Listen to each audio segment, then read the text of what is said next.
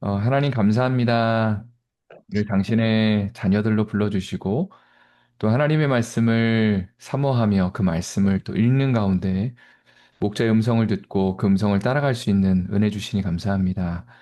아버지 하나님 네, 오늘도 많이 피곤하고 많이 또 지친 몸을 이끌고 그러나 하나님의 말씀을 사모하는 마음으로 이 자리에 나와서 하나님의 또 음성 듣기를 소망합니다. 우리가 내 말씀해 주시고 그 말씀에 우리가 믿음으로 반응하는 시간 될 수 있도록 축복하여 주시옵소서. 네, 감사드리며 살아계신 예수님의 이름으로 기도드립니다. 네, 네, 잘 보이시나요? 네, 네, 할렐루야. 감사합니다. 예, 그러면 이제 오늘 선지서에 대해서 제가 나눈다고 말씀을 드렸습니다.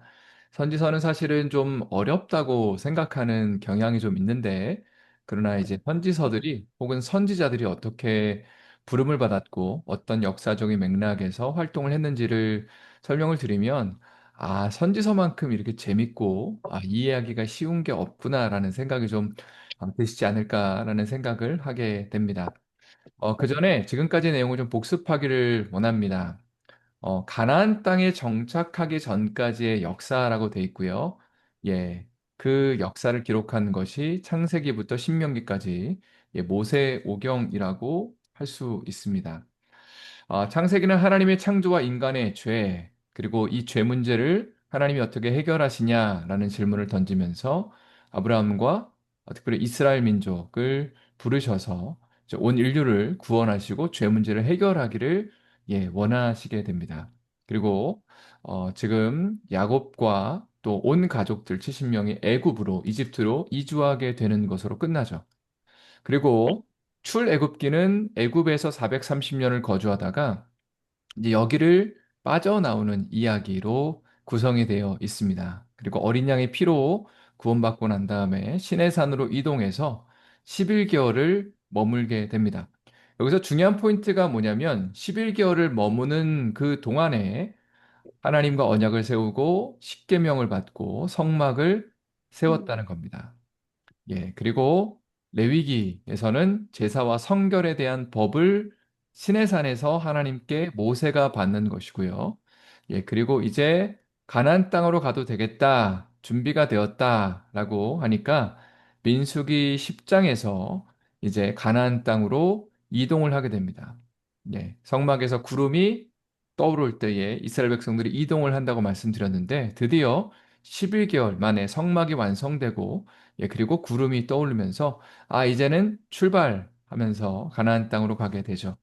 예, 그런데 가나안 땅 초입에서 12명의 정탐꾼들이 이제 정탐을 하고 난 결과 아, 거기 못 간다라는 부정적인 의견이 10명이 있었습니다. 그리고 이스라엘 백성들이 이 얘기를 듣고 이제 절망하고 낙담하는 가운데 하나님이 그들을 책망하시고 그리고 하나님의 말씀이 이제 너희가 그 땅에 들어가지 못하게 될 것이다. 그리고 40년 동안 너희가 광야의 시간을 보내게 될 것이다라는 말씀을 하면서 40년 동안의 광야 생활을 보내는 것이죠. 그리고 40년이 지났을 때에 모압 광야, 모압 평지에 도착하게 되고요. 그리고 신명기는 모압 평지에서 모세가 고별 설교를 하는 그런 장면이라고 할 수 있습니다.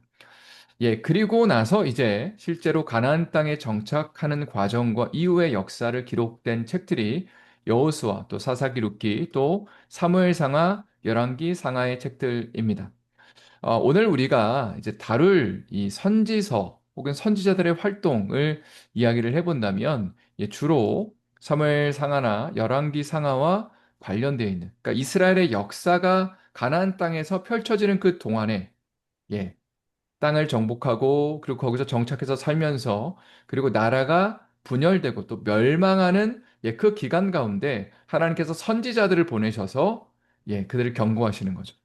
율법으로 돌아가라. 앞에서 이야기한 것처럼 창세기, 출애굽기, 레위기, 민수기, 신명기 이 말씀을 율법이라고 부르는데 이 율법으로 너희가 돌아가지 않으면 망한다라는 그런 경고를 바로 선지자들을 통해서 하신다는 겁니다. 결국은 이제 선지자들의 말을 듣지 않고 죄의 길을 걷다 보니까 이제 결국은 두 나라가 북이스라엘과 남유다가 있었는데 모두 다 멸망을 하게 되고요. 포로에 사로잡혀 갔다가 이제 70년 만에 거기서 돌아오게 되는 이야기가 에스라와 느헤미야의 이야기라고 할 수 있습니다. 자, 선지서를 살펴보려면 선지자가 뭔가, prophet이라고 되어 있죠. 쉽게 말하면 선지자는 한문으로요. 미리 아는 사람이란 뜻이죠. 선지자. 그죠? 미리 안다. 하나님 뭔가를 보여주시면서 앞으로 이렇게 될 거야 라고 들려주시거나 혹은 보여주시는 것을 우리는 선지자, 그런 사람들을 선지자라고 부릅니다. 혹은 선견자라고도 불러요. 왜냐하면 미리 봤다라는 뜻에서 자, 모세를 통해서 말씀하신 선지자의 정의를 한번 우리가 살펴볼 필요가 있습니다. 선지자를 주시는 이유가 뭐냐? 신명기 18장 15절 16절 말씀. 오늘은 고명신 집사님께서 또 귀한 목소리로 섬겨 주시도록 하겠습니다. 집사님 한번 읽어 주시면 감사드리겠습니다. 내 하나님 여호와께서 너희 가운데 내 형제 중에서 너를 위하여 나와 같은 선지자 하나를 일으키시니 너희는 그의 말을 들을지니라. 이것이 곧 내가 총회의 날에 호렙산에서 내 하나님 여호와께 구한 것이라. 곧 내가 말하기를 내가 다시는 내 하나님 여호와의 음성을 듣지 않게 하시고 다시는 이 큰 불을 보지 않게 하소서. 두렵건대 내가 죽을까 하나이다 하매. 여기 보니까 모세가 호렙산, 이 호렙산은요, 신의 산을 가리키는 겁니다. 시나이 반도에 있는 산을 가리키는 거고요. 거기서 율법을 받게 되는데, 율법을 받으러 이제 모세가 올라가기 전에 하나님의 그 영광과 그 임재, 그 현현이 지금 이스라엘 백성들 가운데 나타나다 보니까 이스라엘 백성들이 막 벌벌 떠는 거예요. 그러면서 어떤 요청을 하냐면 모세를 향해서 하나님이 우리에게 직접 말씀하지 않게 해주십시오. 우리가 너무 두려워서 죽을 것 같습니다. 그러면서 쉽게 말해서 선지자를 세워달라고 얘기를 하는 겁니다. 그러니까 모세가 지금 선지의 역할을 감당하는 거죠. 그러니까 우리가 하나님의 음성을 직접 들으면 죽으니까 누군가를 통해서 우리가 하나님의 음성 듣기를 원합니다 하면서 선지자를 세워달라고 한 것이 바로 모세가 되는 겁니다. 그러니까 모세는 선지자의 역할을 감당한 거죠. 하나님의 음성을 미리 듣고 미리 보고 난 다음에 이스라엘 백성들에게 하나님 이렇게 말씀하십니다라고 얘기를 해 줬다는 겁니다. 선지자를 세워달라. 자, 모세가 언급한 나와 같은 선지자 하나를 일으키실 것이다. 이것은 이제 미래의 예언입니다. 나와 같은 선지자 하나라는 것은 일반적인 선지자들을 가리키는 것이 아니라 모세와 뭔가 이 동급 정도의 선지자 하나를 일으킬 거다라는 예언인데 이것은 메시아에 대한 예언입니다. 왜냐하면 모세와 같은 선지자라는 것은 모세를 통해서 최초로 하나님의 율법이 선포되고 그리고 하나님과 이스라엘 백성들이 언약을 맺게 되고 그러니까 모세는 한 시대를 열은 사람입니다. 이스라엘 백성들이 하나님을 어떻게 섬기는지를 모세를 통해서 처음 다 들은 거예요. 그것이 기준이 되었습니다. 그리고 그런 모세와 같은 역할을 감당하는 선지자 하나를 세우실 것이다. 자, 그런데 신명기의 마지막 부분에 보면 이런 표현이 등장합니다. 그 이후에 모세가 죽은 이후에 모세와 같은 선지자가 일어나지 못했다라는 표현이 등장합니다. 수많은 선지자들이 나오지만 모세와 같지는 않았다. 그건 무슨 얘기냐면 나중에 예수님 이 땅 가운데 오실 때에 하나님의 아들로 이 땅 가운데 완전히 새로운 시대를 여시는 분. 그런 차원에서 예수님께서 모세와 같은 그러나 모세보다 훨씬 더 뛰어나다고 또 히브리서는 이야기를 하고 있습니다. 이것이 기본적인 이제 선지자를 주신 이유입니다. 하나님과 인간 사이가 죄로 인해서 막혀 있고 인간은 하나님의 음성을 들으면 두렵고 떨면서 죽을까 하니까 선지자를 중간에 매개체로 하나님께서 주셨다라고 할 수 있습니다. 자, 그러면 선지자를 하나님이 보내시는데 여기에 뭘 넣어야 되냐면 뭘 넣으면 좋을까요? 무슨 선지자와 무슨 선지자의 구분이냐면 참 선지자와 그리고 거짓 선지자. 거짓 선지자의 구분입니다. 선지자에도요, 진짜 선지자가 있고, 진짜 하나님의 음성을 듣고 보는 사람이 있고, 가짜로 보는 사람이 있다는 거예요. 그거를 구분할 수 있는 기준을 모세가 하나님께 받아서 이스라엘 백성들에게 알려줬습니다. 첫 번째는 뭘까요? 진짜 선지자인 거를 알 수 있는 방법은 예, 정확성입니다. 정확성. 선지자가 한 말이 진짜로 맞아야 돼요. 예언을 하면 그 예언이 성취되면 아, 하나님이 진짜 알려주셨네. 하나님의 음성을 진짜 들은 사람이네, 이 사람이라고 그 사람의 말을 신뢰할 수 있다는 것입니다. 자, 고명식 집사님께서 한번 18장 20절, 22절 말씀 또 한번 읽어주시면 감사드리겠습니다.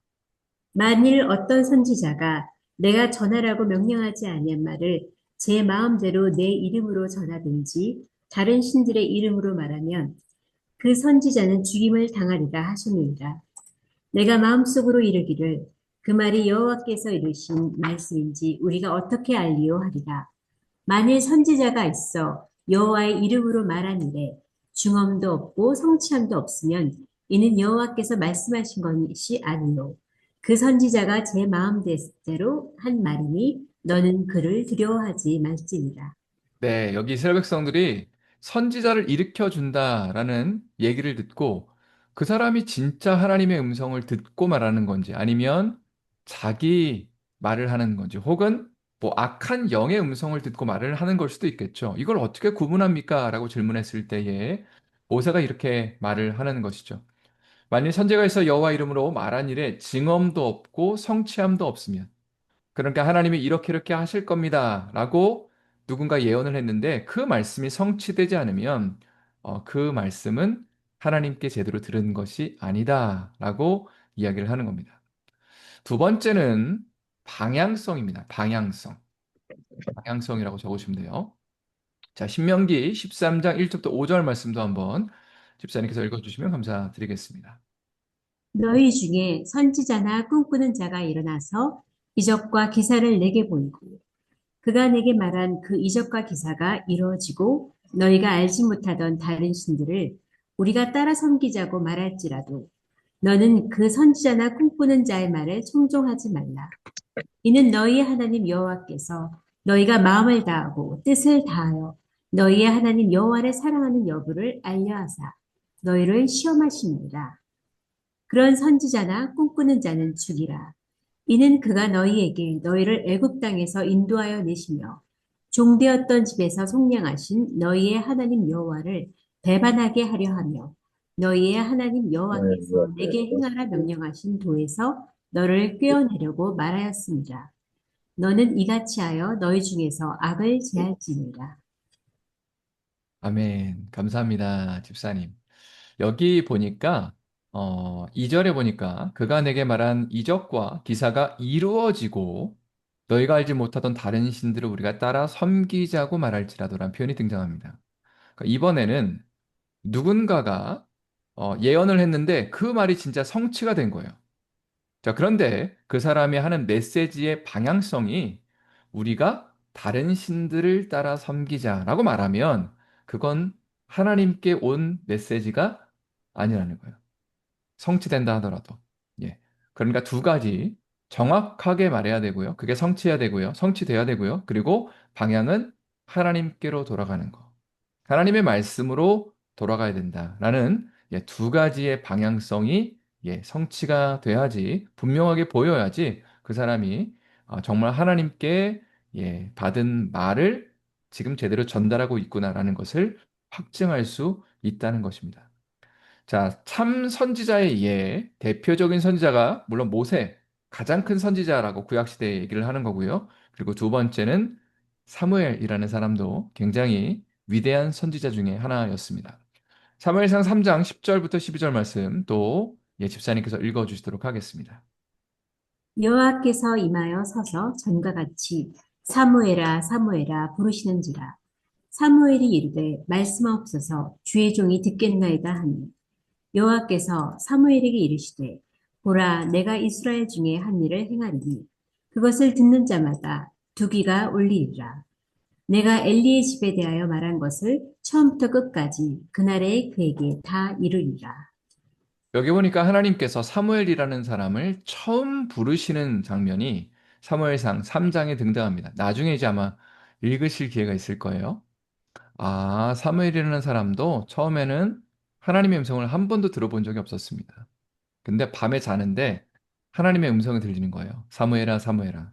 사무엘은요, 이게 하나님의 음성인지를 모릅니다. 처음 들으니까요. 네, 그래서 엘리 제사장에게 가서 당시에 자신의 선생님이었던 스승이었던 아버지 같은 엘리 제사장에게 가서 선지자님 저 부르셨어요라고 말합니다. 그러니까 엘리가 이렇게 말하죠. 나 너 안 불렀는데? 근데 이런 일이 세 번이나 반복됩니다.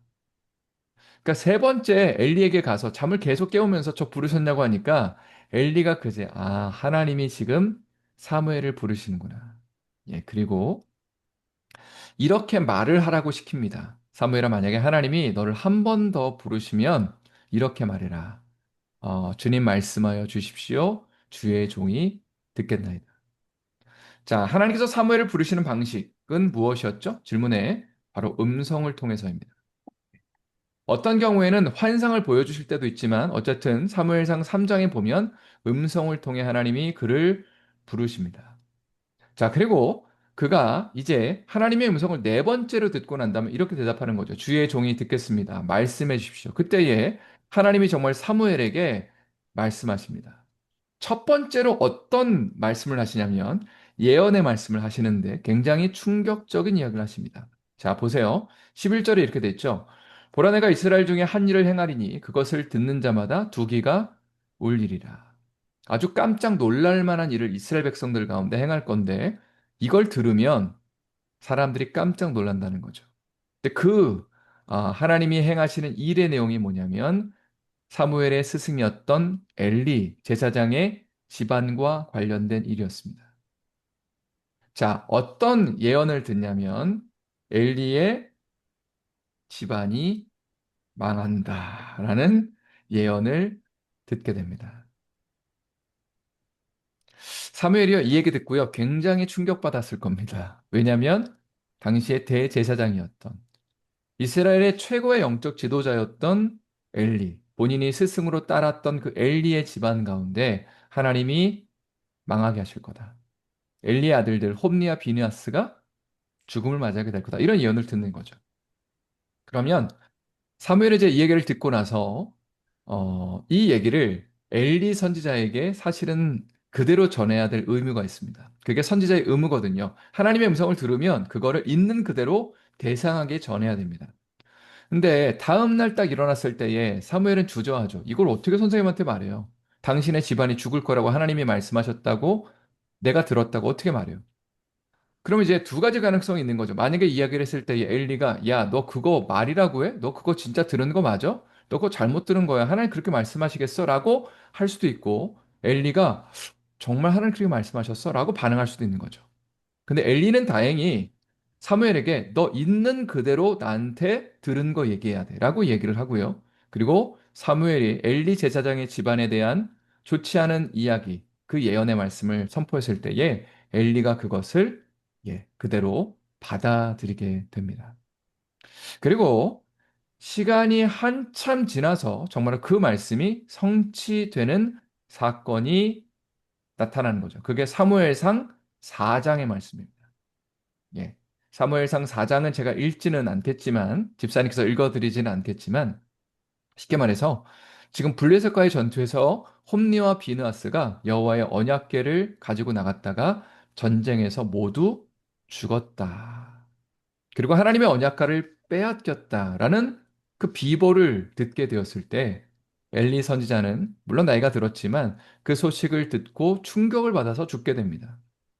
아들들이 죽었다라는 소식 때문에 충격을 받았다기보다는 처음에 사무엘이 수십 년 전에 예언했던 그 하나님의 예언이 진짜 나한테 성취됐구나. 우리 집안에 정말 성취됐구나라는 것이 확인되니까 충격을 받아서 죽음을 맞이하게 되었다는 것입니다.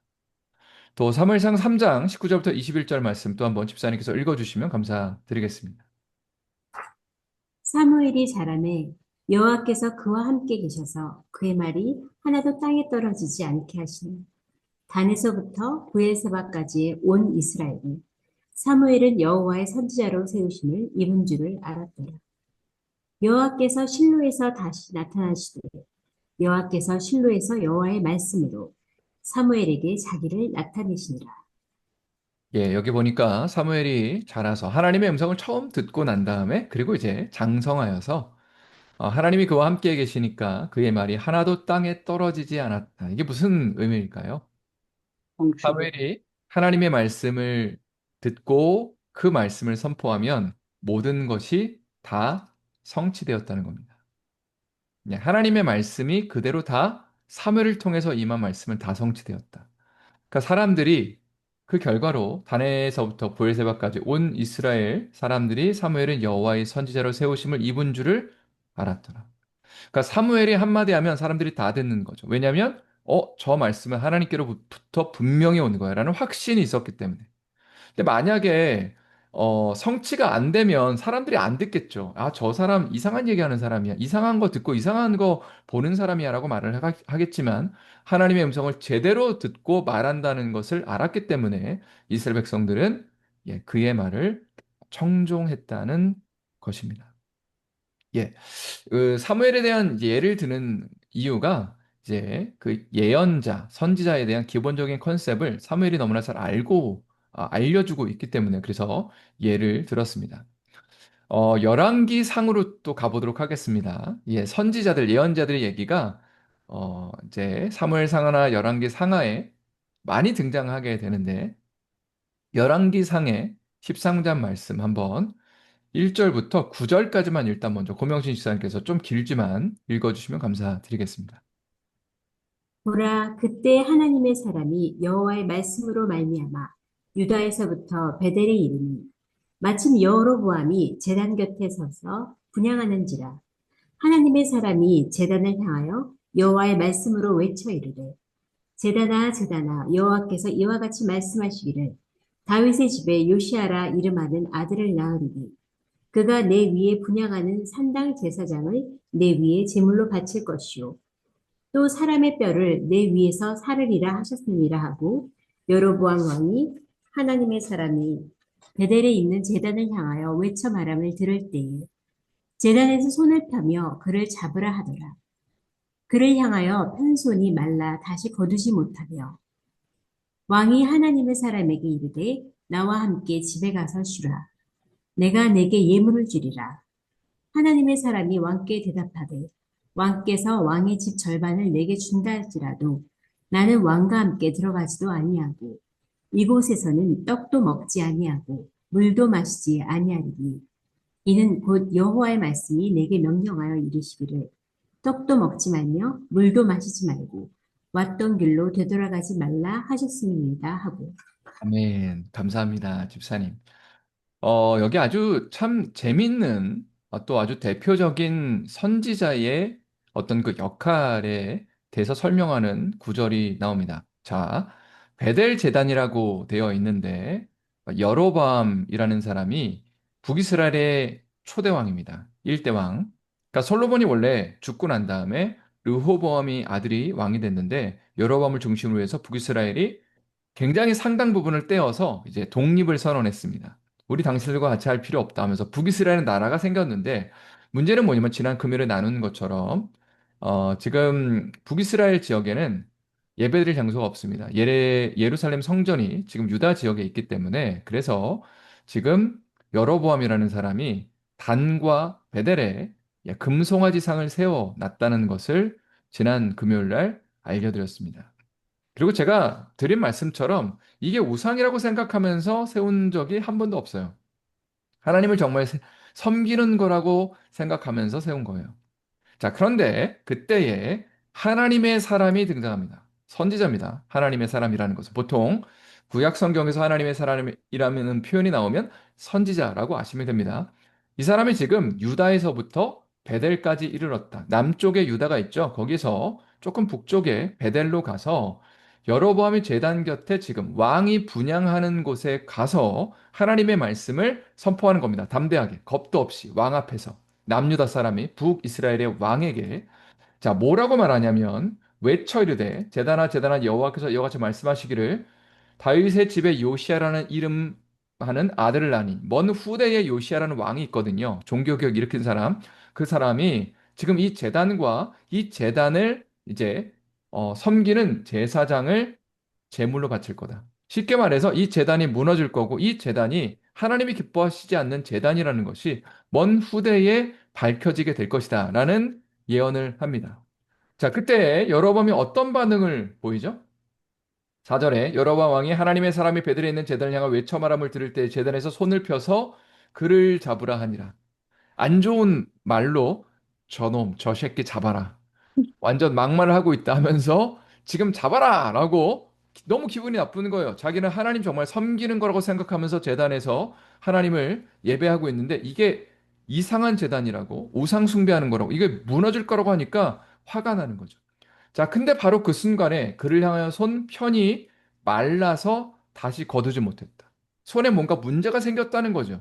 그리고 이거 뭐지? 나는 어떤 그 겁을 먹었을 때에 7절에 왕이 하나님의 사람에게 이르되 나와 함께 집에 가서 쉬어라. 이제 선지자를 향해서 태도가 바뀐 거죠. 자기의 손이 지금 문제가 있으니까 저 사람 말 진짠가? 일단은 데리고 가야겠다 했는데 지금 하나님의 사람이 왕께 대답하되 뭐라고 말해요? 왕의 집 절반을 내게 준다 하더라도 저는 같이 못 갑니다. 왜냐하면 하나님이 뭐라고 말씀하셨어요? 9절에 여호와의 말씀이 내게 명령하여 이르시기를 떡도 먹지 말고 물도 마시지 말고 왔던 길로 되돌아가지 말라 하셨습니다. 자, 여기까지 보면 진짜로 이 사람이 하나님께로부터 음성을 들어서 여기까지 와서 예언을 하고 있는 건지, 예언을 자기 마음대로 하고 있는 건지를 확인할 방법은 사실은 잘 없습니다. 사람들은 선지자의 말을 통해서 예언의 말씀이 선포되면 이거 진짜야? 이거 가짜 아니야? 라고 일단은 의심을 하게 되는 거죠. 그러나 일단은 여로보암 왕의 손이 굳어졌기 때문에 이 사람 진짜인 것 같아 라는 일단 합리적인 생각을 하는데 그래서 같이 데려가려고 그러니까 못 간다는 거예요. 왜냐면 하나님께 음성을 들을 때에 뭐를 같이 들었냐면 너 무조건 떡도 먹지 말고 물도 마시지 말고 무조건 남유다로 돌아와라 라는 메시지를 같이 받았다는 거예요. 자, 그런데 참 재밌는 게 뭐냐면 늙은 선지자가 등장합니다. 나중에 이거 읽어보세요. 되게 재밌는 본문이에요.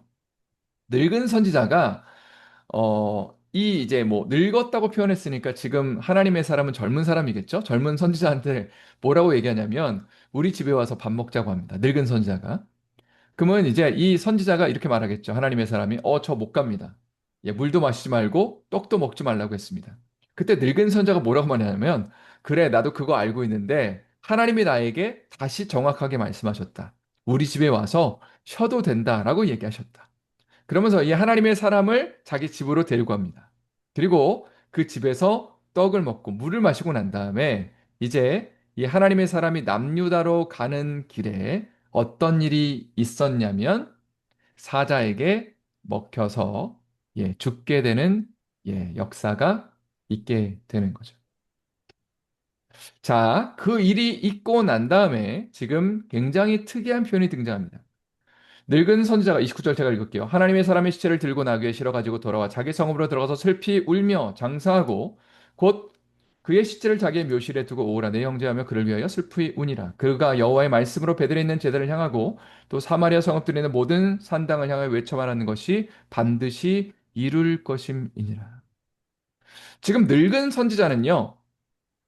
하나님의 사람이 진짜로 하나님 앞에 음성을 들은 건지를 확증할 수 없었어요.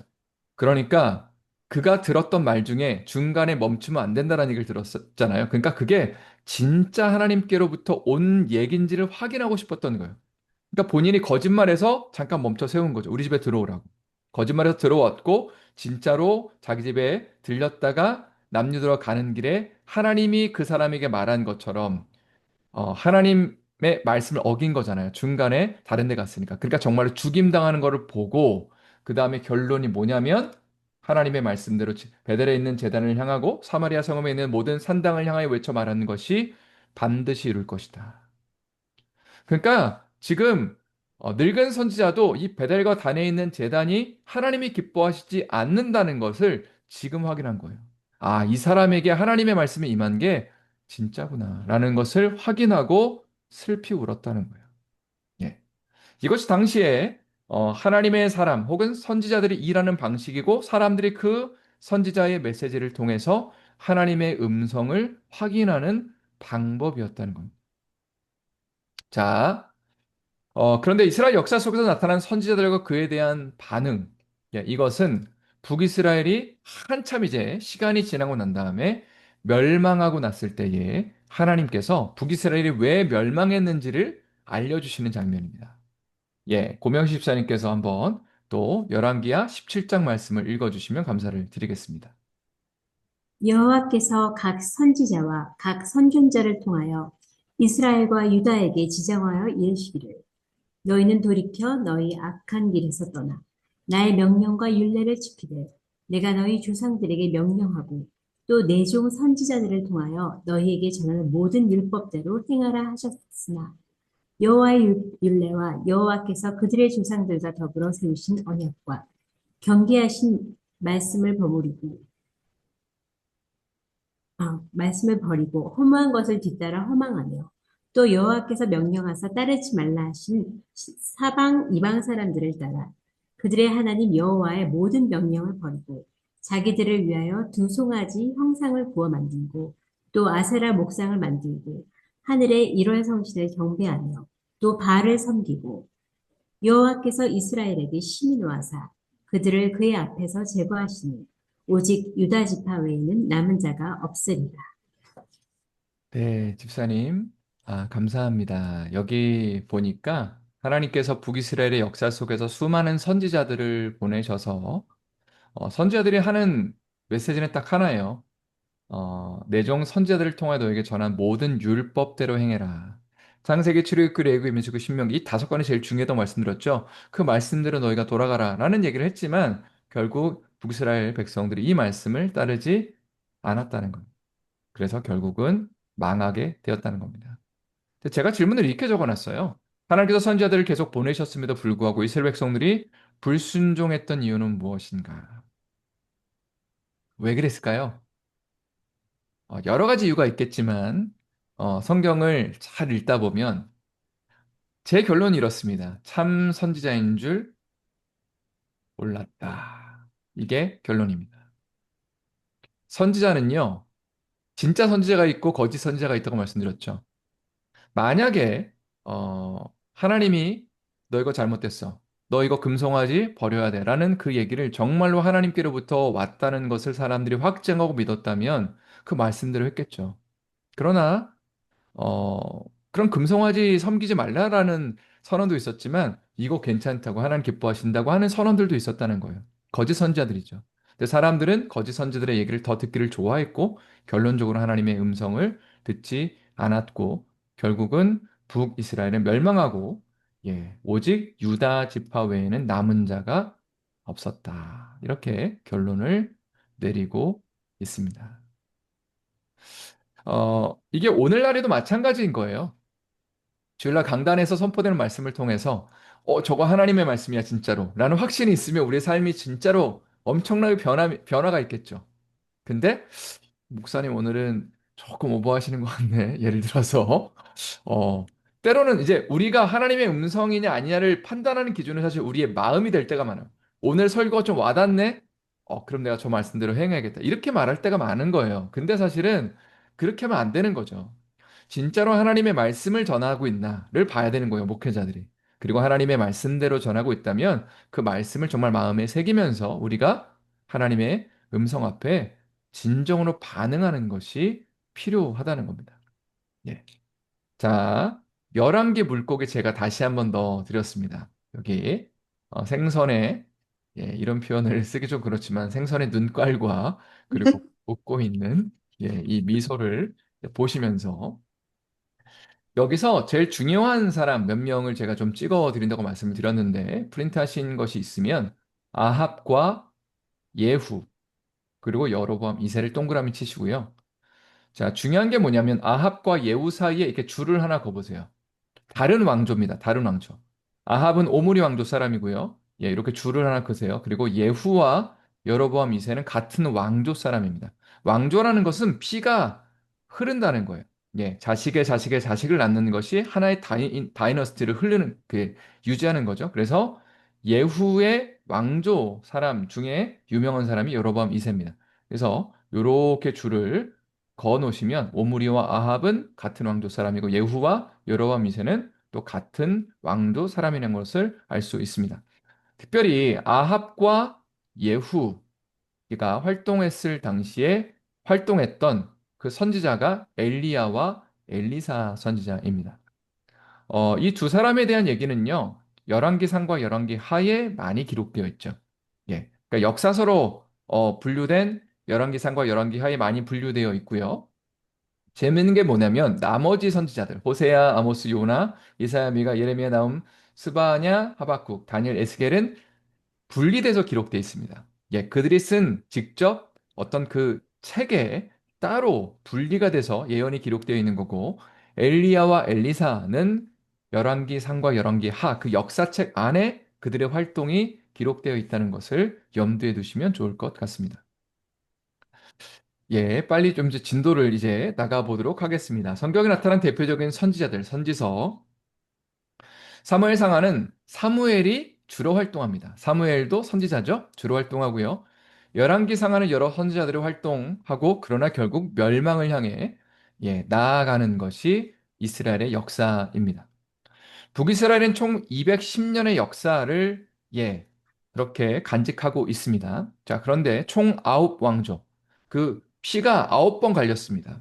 그런데 가장 길게 종속된 왕조는 뭐냐면 오므리 왕조, 두 왕조를 꼽으라면 그리고 예후 왕조입니다. 예. 그래서 44년, 88년, 210년 중에서 오므리와 예후라는 사람이 제일 중요합니다. 그리고 오므리 왕조에서 주로 활동했던 선지자들이 엘리야와 엘리사라는 것을 말씀드렸죠. 예. 자, 예후 왕조에서는 엘리사의 사역이 이어집니다. 그리고 이 시기와 연결되어 있는 선지자들이라고 하면 호세아, 아모스, 요나 같은 사람입니다. 한번 가능하시면 적어 놓으시면 좋을 것 같습니다. 이 표에 다 있어요, 근데. 호세아, 아모스, 요나 이렇게 다 있고요. 남유다 역사는요, 이제 주로 왕들에 대한 기록들이 있기는 있습니다. 그러나 그 북이스라엘 역사처럼 그렇게 자세하게 기록되진 않아요. 그래서 뭐 이렇게 간단간단하게 남유다 역사는 기록이 되다가 나중에 히스기야, 요시야, 여호와김 그러니까 북이스라엘이 멸망하고 난 다음부터 그쯤부터는 열왕기 하에 아주 남유다의 역사가 자세하게 기록되어 있는 것을 보게 됩니다. 자, 그리고 이때 활동했던 선지자들은 주로 개별적인 선지서들에 기록되어 있다고 되어 있고요. 여기 빨간색으로 되어 있는 이사야, 미가, 예레미야, 나훔, 스바냐, 하박국의 요 선지자들이 주로 이 시기에 활동했습니다. 제가 적어드릴까요? 이사야, 미가, 예레미야, 나훔, 스바냐, 하박국. 이 사람들이 이제 주로 그 남유다의 마지막 한 100여 년 정도에 활동했던 선지자들이라고 보시면 되겠습니다. 자, 북이스라엘의 오므리 왕조가 유명하다고 말씀을 드렸죠. 오므리 왕조. 오므리. 굉장히 좀 이름이 특이합니다. 오므라이스가 생각나기도 하죠. 오므리 왕조. 아주 중요한 사람이 아합이라고 말씀드렸습니다. 아합이라는 사람이 제일 중요합니다. 왜냐하면 아합이라는 사람이 이방 여인이랑 결혼을 하고 난 다음에 바알을 섬기기 시작했어요. 바알이라는 신을. 그러니까 이전까지는 여로보암의 죄를 사람들이 추종했습니다. 그러니까 무슨 얘기냐면 금송아지를 세워놨잖아. 여로보암이 금송아지 배달과 단에 금송아지 세우고 그걸 주로 섬기는 죄를 범했는데 아합 때가 오니까 이제는 아예 대놓고 이방 신을 섬기기 시작합니다. 바알과 아세라 신을 섬기기 시작하는 거예요. 자, 그래서 북이스라엘이 지금 온통 우상 숭배판이 되려고 했을 때에 하나님이 누구를 부르시냐면 엘리야라는 선지자를 부르십니다. 굉장히 유명한 사람이죠. 왜냐하면 실제로 영향력을 많이 끼쳤고 그리고 성경에서 굉장히 많은 비중을 차지하는 그런 분량이 을 차지하는 것이 바로 엘리야의 이야기이기 때문에 그렇습니다. 자, 17장 1절은 제가 읽을게요. 고명신 집사님께서 조금 쉬시면서 제가 한번 읽겠습니다. 길르앗에 우거하는 자 중에 디셉 사람 엘리야가 아합에게 말하되 내가 섬기는 이스라엘 하나님 여호와께서 살아계심을 두고 맹세하노니 내 말이 없으면 수년 동안 비도 이슬도 있지 아니하니라. 자, 엘리야가 아합 왕에게 용감하게 찾아가는 겁니다. 왕 앞에. 그리고 이렇게 말했겠죠? 하나님이 저에게 말씀하셨습니다. 제가 당신에게 여기 이렇게 돼 있잖아요. 내 말이 없으면. 그러니까 내가 당신에게 말하기 전까지는 앞으로 이스라엘에 수년 동안 비도 내리지 않고 이슬도 내리지 않을 겁니다.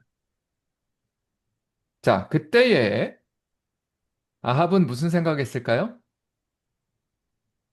진짠가 가짠가를 질문하게 됩니다. 저 말이 진짜 하나님께로 온 거 맞아? 아닌 것 같은데? 라고 생각을 했을 겁니다. 그리고 그 이후에 어떤 일이 벌어지냐면, 그러니까 엘리야가 이 말을 선포하고 난 다음에 숨었어요. 자, 그런데 실제로 정말로 3년 동안 비가 내리지 않습니다. 가뭄이 찾아오게 되죠. 그러니까 엘리야는 진짜 하나님께 음성을 들은 게 맞은 거예요.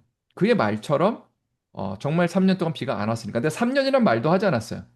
그러니까 아합의 입장에서는 지금 비가 안 내리니까 너무 짜증나고 열받는 거죠. 그러니까 엘리야를 빨리 찾아내라고. 그가 나에게 무슨 말을 하기 전까지는 비가 안 내린다고 말했기 때문에. 예. 그러면서 엘리야의 사역이 본격적으로 시작되는 것을 우리가 발견하게 됩니다. 그러니까 이런 식의 하나님의 놀라운 역사와 은혜가 계속해서 왕들에게 혹은 사람들에게 증거되고 전달되는데 사람들이 그 얘기를 잘 안 들은 거죠. 나중에 이제 갈멜산이라는 곳에서 전투하잖아요. 850명의 바알과 아세라, 그 선지자들과 그리고 여호와의 선지자, 여호와 하나님을 섬기는 지금 엘리야가 그러니까 영적 전투를 벌여서 결국은 엘리야가 진짜 하나님을 섬긴다는 것이 드러나게 됩니다. 예. 그럼에도 불구하고 아합은 하나님 앞에 회개하지 않아요. 자신의 아내의 얘기를, 이세벨 얘기를 듣고 결국은 멸망으로 치닫게 되죠. 예. 그러면서 하나님이 결국은 이제 이 오므리 왕조라고 말씀드렸어요. 아합이라는 사람이 이 오므리 왕조를 멸망시키시게 되는데 누구를 통해서 멸망시키시냐면 바로 예후라는 사람입니다. 두 번째로 중요한 왕조, 예후 왕조라고 말씀드렸죠. 그래서 예후라는 사람이 오므리 왕조를 완전히 멸망시키게 되죠. 그리고 이 예후라는 사람을 이제 본격적으로 준비시키고 그리고 새로운 왕으로 부르게 된 사람이 바로 엘리사라는 사람이거든요. 그러니까 엘리야의 제자인 거죠.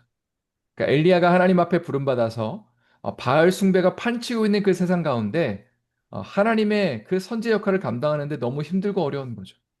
야, 이러다가 진짜 여호와 하나님 섬기는 사람들 다 죽겠구나 하는 그 찰나에 하나님께서 정말 그를 위로하시고 격려하시면서 이제 하나님의 부흥의 약속을 주십니다. 그리고 결국 엘리야를 통해서 엘리사가 후계자로 이어지게 되고요. 그리고 엘리사를 통해서 예후가 세워지고 예후가 결국은 오므리 왕조를 다 멸절시키는 그래서 바알 신앙을 이제 근절시키는 어떤 그런 아주 중요한 역할을 정말로 하게 됩니다. 그러니까 정말로 하나님께서 엘리야와 엘리사에게 이만큼 말씀을 성취하신다는 거죠. 자, 그런데 여기서 참 중요한 사람 중에 하나가 여로보암 2세라고 말씀을 드렸습니다. 예후 왕조의 네 번째 왕입니다. 네 번째 왕. 여로보암 2세는 중요합니다. 왜냐하면 저희가 나중에 이제 호세아나 아모스 같은 선지서를 읽을 때에 여로보암이라는 이름이 등장하기 때문인데 여로보암의 이름이 등장할 때는 초대왕 여로보암인지 아니면 나중에 활동했던 여로보암인지를 봐야 되는데 여기 호세아 1장 1절에 보면 요아스의 아들 여로보암이라는 표현이 등장하죠. 여로보암 2세의 아버지가 요아스잖아요. 그러니까 요아스의 아들 여로보암은 여로보암 2세를 가리킵니다. 그때에 호세아라는 선지자에게 하나님의 말씀이 임했다는 거예요. 호세아 1장 1절이죠. 보통 선지서를 읽으면 항상 이 전형적인 패턴이 있습니다. 누구 시대에, 누구 왕이 통치하는 시대에 누구에게 하나님의 말씀이 임하였습니다. 정말로 하나님의 말씀이 나에게 임했습니다라는 그 선언으로 이 선지서들이 시작을 하는 것입니다. 참고로 여로보암 2세에 대해서 성경은 나중에 읽어보세요. 시간이 없어서 41년 동안 통치했고요. 그리고 전성기입니다. 북이스라엘의 전성기를 여로보암 2세 때 맞이하게 됩니다. 영토도 가장 많이 확장이 되고요. 여기 보면 여로보암이 이스라엘 영토를 회복하되라는 표현이 등장하죠. 그러니까 정말로 영토를 굉장히 많이 확장했던.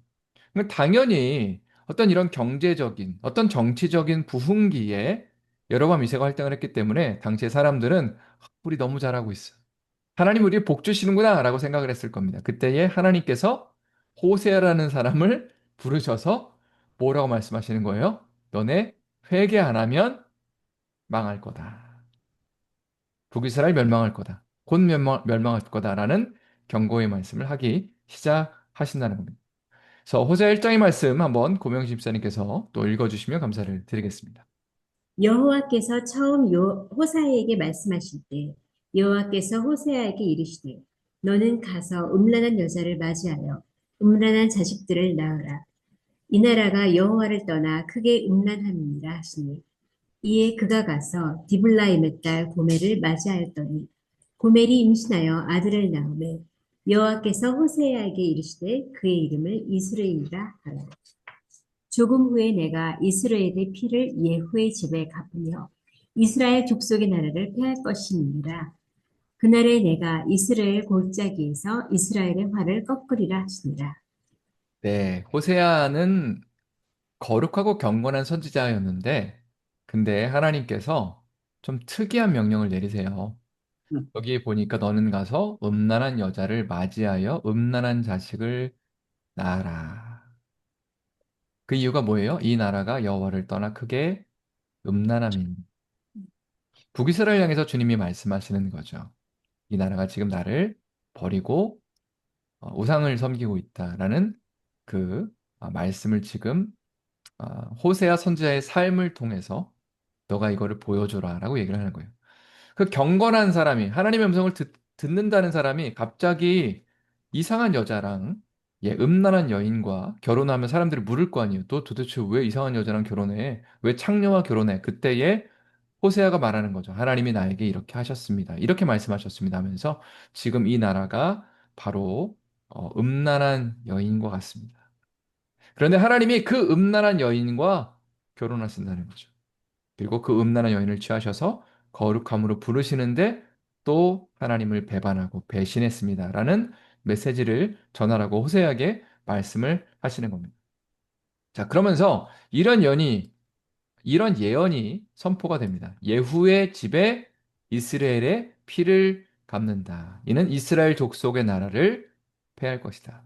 여기 보니까 예후의 집에 갚는다라는 표현이 등장하는데 지금 여로보암 2세 시기인데 보세요. 누가 이 왕조를 시작했죠? 예, 예후가 시작했죠. 예. 예후 왕조가 여로보암 2세에 이제 처음 시작했던 사람인데 이 예후 왕조의 이 잘못된 것들을 하나님이 갚으시고 이 왕조가 끝나게 될 것이고 그리고 이스라엘의 나라도 망할 것이다라는 예언을 하기 시작하는 거죠. 예. 이것이 호세아가 당시에 사람들에게 선포했던 하나님의 말씀이었습니다. 예, 그 다음에 좀 넘어갈게요. 시간이 좀 없어서. 네, 남유다의 마지막 역사로 한번 넘어가도록 하겠습니다. 그러니까 11개 물고기를 다시 한번 보여드리면, 이제 여러 왕들이 등장합니다. 그래서 북이스라엘은 19명의 왕이 등장한다고 말씀드렸고요. 그리고 남유다는, 죄송합니다. 20명의 왕이 등장한다고 말씀을 드렸는데, 이제 히스기야 때부터 좀 본격적으로 역사를 자세하게 기록하기 시작하는데, 히스기야 때 어떤 일이 있었냐면 북이스라엘이 멸망합니다. 그리고 그 시기에 활동했던 선지자들이 이사야나 미가나 예레미야나 나훔이나 스바냐나 하박국 같은 사람이었다는 겁니다. 예, 그래서 이사야 같은 선지자의 예언을 보면요. 굉장히 방대합니다. 66장까지 돼 있는데 신구약 성경의 축소판이라는 별명이 있습니다. 이게 되게 재밌어요. 성경이 66권이잖아요. 구약은 몇 권이에요? 39. 예, 39권이고 39, 27 해서 신약은 20. 27권인데 이사야는요. 1장부터 39장까지는 바벨론 포로 이전에 죄와 심판의 메시지. 그러니까 마치 구약 성경을 보는 것 같아요. 이스라엘이 실패하고 그리고 범죄하고 그리고 결국 망한다는 그런 메시지를 전하는 것 같고요. 40장부터 66장까지는 바벨론 포로 이후에 벌어질 일에 대해서 그러니까 소망과 구원의 메시지, 마치 신약의 메시지를 전하는 것 같습니다. 그래서 이 신구약 성경의 축소판 같이 보입니다. 그리고 나중에 이사야서 마지막에 보면요. 새하늘과 새 땅까지 선포하거든요. 그러니까 정말로 성경의 어떤 인간의 죄와 어떤 하나님의 심판과 구원과 그리고 하나님의 완전히 새롭게 하시는 역사가 이사야서에 담겨져 있기 때문에 굉장히 또 아주 특이한 말씀이라고 할 수 있습니다. 자, 이사야 53장의 말씀 한번 고명진 집사님께서 읽어주세요. 이것은 이제 예수님에 대한 예언인데 무려 예수님이 태어나시기 700년 전에 이사야 선지자가 했던 예언입니다. 뭔가를 분명하게 보고 아주 선명하게 기록했는데 한번 어떤 기록을 하고 있는지를 한번 들어보십시오. 우리가 전한 것을 누가 믿었느냐? 여호와의 팔이 누구에게 나타났느냐?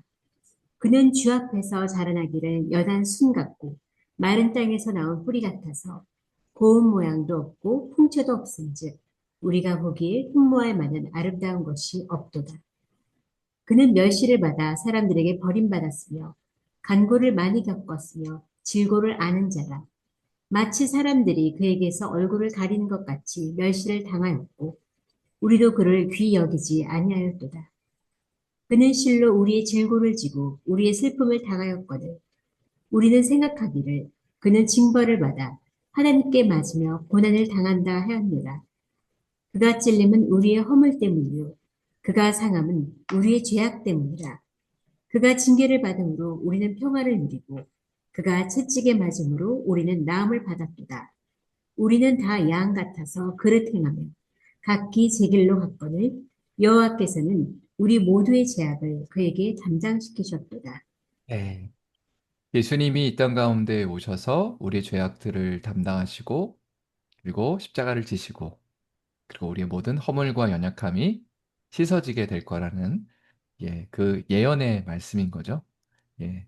예수님 오시기 전에 수백 년 전에 이사야 선지자를 통해서 이 분명한 예언의 말씀을 내가 이런 일을 행할 것이다.